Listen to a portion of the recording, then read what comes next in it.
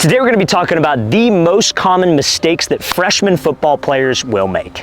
Now, mistake number one would be not showing up in shape. Guys, I don't care what necessarily high school program that you go to, it's probably going to be a lot harder conditioning than what you did in Pop Warner or youth football, especially you guys that maybe didn't play tackle football and your career flag football players. Nothing wrong with that. It's just the conditioning is going to be much tougher at a high school level. So make sure you show up in shape. I recommend at least doing 2 to 3 days a week of some type of conditioning workout. Now, that conditioning workout doesn't mean run a bunch of laps around a track, right? Because that's not the football shape that you want to be in. Because think about it, football is a very stop and go game, right? It's snap of the ball, got to be as explosive as possible, play ends, you're going to get at least 10, 15, 20 seconds in between each play, even if you're a no huddle offense, to get yourself back together and then be able to explode again. So what I recommend is 2 to 3 days a week of like some type of sprint training. So maybe that's 10 40-yard sprints where you're taking 20 to 30 seconds in between each rest to get you in football shape. So guys, make sure you show up in shape to freshman practice. Now, mistake number 2 is going to be not looking your coaches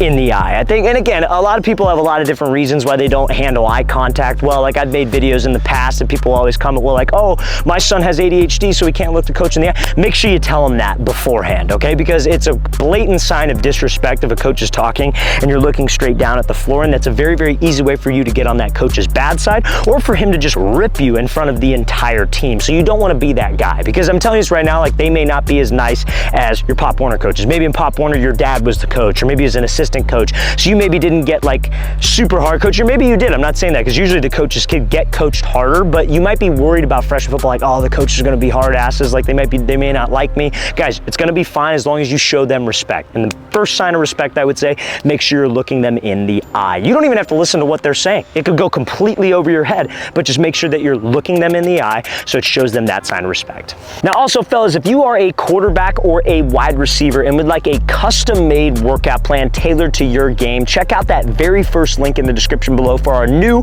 custom workout plan service. What you'll be able to do is send me film of you either training. It can literally be film off your phone, or it could be game film of yourself. What I'll do is I'll take a look at the film, I'll break it down, draw on the screen, talk about areas you need to improve, send it back to you, and then send you a 2-month-long workout plan that highlights those areas of your game that you need to improve on. So it's just like training with the guy in person, but you could send it over all via online. So guys, if you want some more information on that, check out that very first link in that description below. Let's get back to this video.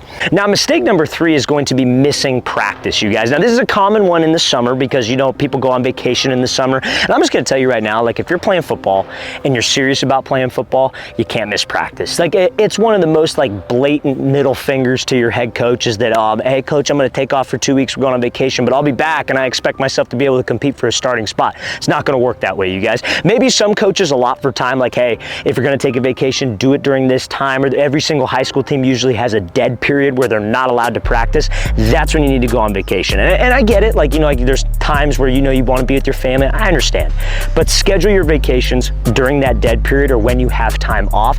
Do not miss practice, guys. Because I'll tell you this, right, that's just maybe the way I was raised or brought up playing football. But if you miss practice, you're going down on the depth chart. Like if you were a starter and you missed practice, you were going down to 3rd string. That's just how it was. So I'm assuming all coaches probably don't want you to miss practice. I could probably guarantee you all coaches don't want you to miss practice. So just don't be that guy. Now, mistake number 4 is not understanding that optional really means mandatory. So in the off season, you guys, and maybe this is for some of you freshmen that are playing like varsity or JV ball, maybe not necessarily freshman ball. I don't know how your schedule works, but if they have optional team workouts, they're just saying it's optional so they don't get in trouble by the league that they're in or the division that they're in, because you're only allowed certain times to practice or a certain amount of hours that you could spend with your players. That's why there's a dead period, right? So usually during that dead period where maybe you're going on vacation, I understand if you miss an optional workout because you're on vacation, I understand. But if you're available and there are optional workouts, guys, you got to be there. Like optional means mandatory. It's also optional if you want to play this upcoming fall. Like it's totally optional. If you don't want to go to practice, you don't want to work hard, you don't want to know your playbook,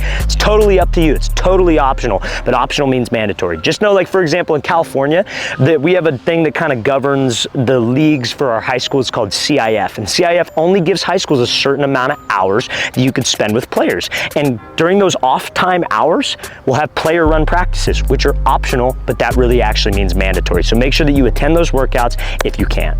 Now, the next mistake that freshman football players will make, and this is honestly for you freshmen that, you know, know, are pretty talented. We're probably pretty talented as an 8th grader. Maybe you're playing JV, maybe you're on the varsity team. Just know you're not the shit. Like, I think a lot of times freshmen get into a situation where they're on varsity, or maybe they're noticed by coaches, and then they take their foot off the gas pedal a little bit. They get a big head. They think, oh, well, I'm a freshman, I'm on varsity, I'm on JV. And then maybe they're not working as hard in the gym or the weight room. Maybe they're not working as hard on the field. Maybe they don't know their playbook because they think, oh, I'm a freshman, I'm the greatest thing ever. Guys, understand that you are the lowest man on the totem pole. Even if you're a freshman on varsity and you have the chance to play, you are the lowest man on the totem pole, and you have a lot, like, again, these seniors probably don't like, these juniors probably don't like that you're getting that kind of notoriety. So they're trying to take your spot even if you get an opportunity to play.